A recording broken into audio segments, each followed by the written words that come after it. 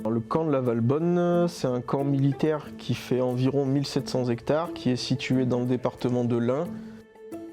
Dans le cadre du projet LIFE, la Fédération des chasseurs de l'Ain a un onglet à traiter. Ça concerne la réintroduction du lapin de Garenne. Historiquement, le lapin de Garenne était très présent sur le camp.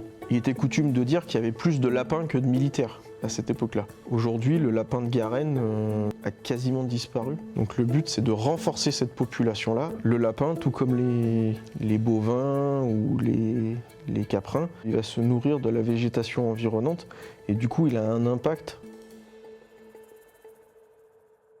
On voit toujours l'activité chasse comme le tir, mais le tir, c'est une infime partie de ce qu'on appelle la chasse, en fait, de l'activité chasse. La Valbonne, ça fait plus de 90 ans qu'ils sont adhérents à la fédération, donc ça fait longtemps qu'on travaille avec eux. L'avantage d'un camp militaire, c'est que vous n'avez pas toute la partie grand public qui circule, etc. Vous avez donc un peu plus de tranquillité.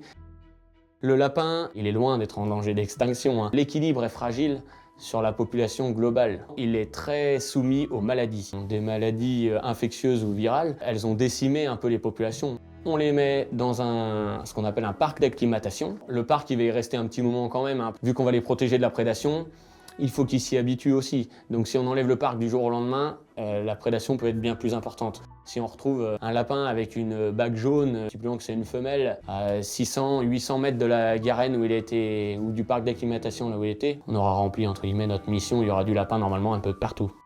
Le lapin est une espèce, comme on l'appelle nous, un peu clé de voûte. Le lapin il va faire le travail pour que l'outarde canepetière soit présente ou reste, quoi.